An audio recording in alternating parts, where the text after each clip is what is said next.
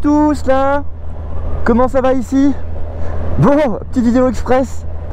Bon, vous remarquez pas une différence encore une fois? Bon, faut que je vous raconte une histoire. Ah non mais moi franchement je vous jure, j'ai pas de chat. Bon, j'ai pas chuté pour info, enfin j'étais pas sur la moto. Si vous me suivez sur Instagram ou sur Facebook, vous avez dû savoir que j'avais crevé du pneu arrière récemment. Pour la petite histoire, en fait j'étais parti avec des potes pour aller à la pêche. Pêcher de la truite. En plus j'avais une truite, donc j'étais trop content. Et donc du coup il y avait un parking. Sauf que ce parking, visiblement, il faut savoir qu'il y avait des objets. Oui, des objets. Il y avait des objets tranchants, coupants, piquants, dont des clous. Et donc j'ai eu un putain de clou enfoncé sous mon pneu arrière. En fait, quand je suis reparti, je me disais déjà, la moto elle est lourde, c'est pas normal. Je me suis dit, je sais pas, je suis crevé, j'en sais rien. Et donc du coup, en fait, il s'avérait que la moto dandinait sévère du cul. À peine reparti, je fais, oh putain, il y a un problème, tu t'arrêtes direct. Et donc du coup, en fait, je m'étais arrêté et je pouvais enfoncer mes 2 pouces dans le pneu arrière. Le pneu était complètement à plat. Donc du coup, voilà, je me suis retrouvé avec un pneu crevé à l'arrière, en galère. Donc avec mes potes, en gros, qui étaient donc en voiture.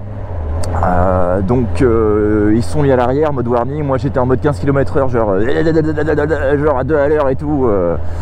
Voilà quoi. Donc on est arrivé, on a mis 10 minutes au lieu de 5 minutes à arriver chez lui parce que fort heureusement il habitait tout près. Donc je l'ai garé chez lui. Sauf que mon poteau, chez lui en fait c'est du gravier mais sur une terre qui est quand même vachement dure. Et le nombre de fois où je l'ai laissé garer en mode béquille latérale, là-bas il n'y avait aucun problème. Sauf que, comme vous le savez tous, en ce moment il pleut énormément, il pleut vraiment beaucoup trop, il pleut à verse, il pleut comme vache qui pisse. Donc du coup en fait la terre s'est complètement ramollie et la moto est tombée. Donc on se retrouve avec de nouveau avec un guidon complètement tordu, une poignée d'accélération qui était un peu kéblo parce que je sais pas, ça a dû tordre, j'en sais rien, il y a eu un truc bizarre, bon bref. Voilà, le levier d'embrayage était à moitié kéblo. Donc du coup, la dépanneuse arrive. Voilà, prend la moto parce que du coup je pouvais pas rouler avec, hein, là c'était un peu dangereux. Et puis je veux dire, voilà, l'assurance a tout pris en charge pour la dépanneuse. J'ai fait vas-y basta, j'ai pas me péter le cul à démonter le pneu alors que je savais pas le faire, tout ça etc. Je fais dépanneuse, hop, allez direction le garage pour pouvoir faire une pierre de coups. Donc du coup je me retrouve encore avec un nouveau guidon qui voici, voilà. Guidon donc cintré V classique, un pas en mode street, donc il est plus court que le street, donc il est comme celui d'origine, sauf que la couleur est gris mais moins brillant que chromé, c'est à dire que c'est pas mat, c'est moins brillant on va dire, c'est quand même brillant mais moins brillant. Et donc du coup l'avantage c'est que c'est parfaitement dans les tons de tout ce qui est ici là, les couleurs, donc ça fait vraiment uni, c'est très sympa. J'aime beaucoup. Donc j'ai remis mes rétros d'origine, voilà. Mais en tout cas la moto là je la laisse maintenant comme ça, je fais plus rien dessus parce que je vais la revendre la moto. Je vais la revendre, enfin pas tout de suite, hein. Je vais pas la revendre tout de suite. Mais en fait au mois de mars je passe ma passerelle du permis. Ah yes, enfin, ça fait déjà 2 ans, je suis trop content. Donc du coup en mars, fin mars, je vais passer mon permis à ma passerelle. Donc du coup je vais changer de moto. En fait je me suis fait l'idée que cette petite meule fera sans doute le bonheur d'un jeune permis à 2. Donc en tout cas je ne changerai pas le pot, je ne changerai plus rien sur cette moto car je préfère économiser des sous et penser à avoir une nouvelle monture.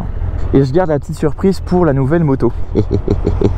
Bon, déjà, il faut que je la trouve. J'ai déjà plusieurs idées en tête. Peut-être que je vous donnerai des petits indices au fur et à mesure quand ça commencera un petit peu à devenir de plus en plus concret, on va dire. Donc voilà les amis, j'en suis là. Faut relativiser et se dire que j'ai pas chuté quand le pneu était crevé. Donc positivons. Et on en retient les leçons. En gros, premièrement, ça veut dire que je contrôlerai maintenant toujours mes pneus avant de prendre la moto. Déjà, premièrement, parce que du coup j'étais parti avec un pneu crevé, enfin bref, voilà, trop dangereux quoi.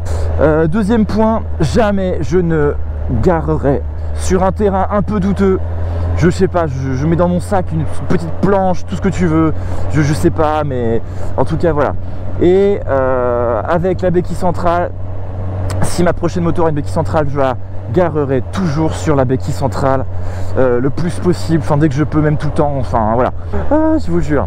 Bon voilà, en tout cas sur ce, faites gaffe à vous sur la route, voilà, contrôlez vos pneus et garez votre moto sur la béquille centrale et checkez le terrain auquel vous mettez votre moto, surtout par les temps qui courent, météo qui court là, où il pleut tout le temps et les terres sont très ramollies et quoi, et les motos, bah elles tombent. Mort, hein, merci à vous, hein, vous êtes de plus en plus nombreux en termes d'abonnés et vous me faites trop plaisir quoi, franchement c'est génial, merci beaucoup à vous.